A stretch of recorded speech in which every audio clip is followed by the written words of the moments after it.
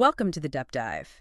Today, we are peeling back the layers on a brand called Sentura Coffee. hmm They present themselves as this, high-end specialty roaster, super professional, stringent quality control. Right. They have the whole package. Right. They even list a U.S. address, 6059 Adams Avenue in San Diego, and a phone number.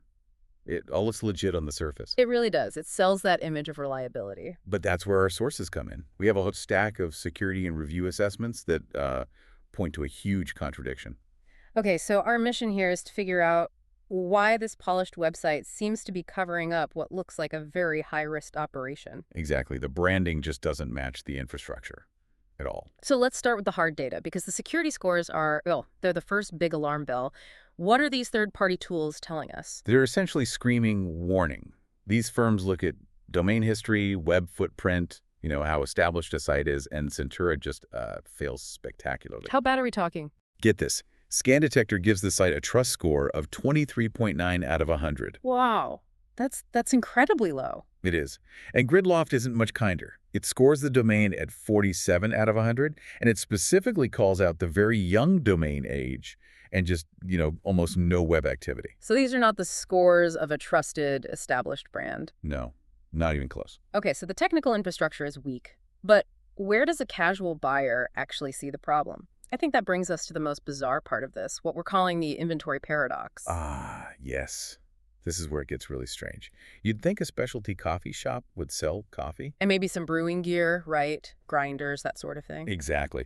But instead, the product catalog is just all over the place. Oh, shit. I mean, to the point of being absurd. We're talking high-end coffee mixed with generators, kayaks. Wait.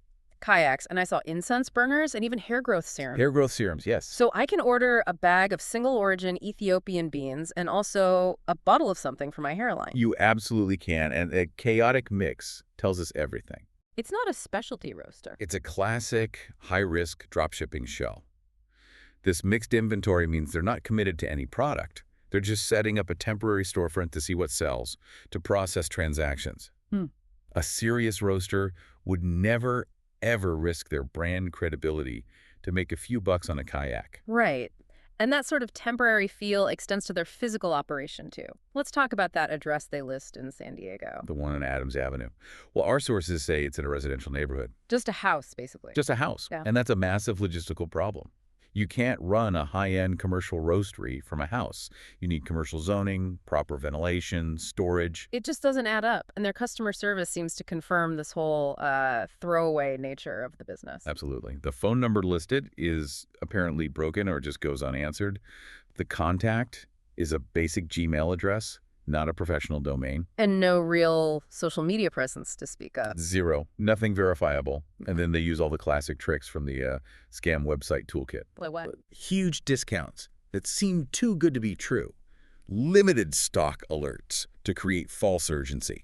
It's all designed to make you buy now and think later. So the verdict here is pretty clear. All the effort went into the website's appearance, the veneer, and none into the actual, operational structure. Precisely. It's a house of cards. So what's the practical takeaway? What does someone do if they're still tempted by those low prices and want to try it out? You have to treat it as a huge risk.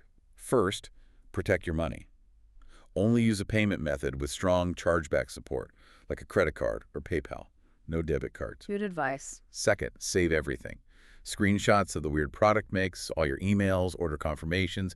If you have to file a dispute, that evidence of misrepresentation, like them claiming to be a roastery while selling kayaks from a residential address, is gold. Excellent. So as we wrap this up, I want to leave you with a question to think about. When you're judging an online brand like this one, what's the more reliable indicator of legitimacy? Is it the polished About Us page talking about quality, or is it the consistency of their product catalog and the cold, hard numbers from a third-party security score? That's a good question. Where do they really put their effort? Into the story or into the actual foundation of trust? Something to consider. We'll see you on the next deep dive.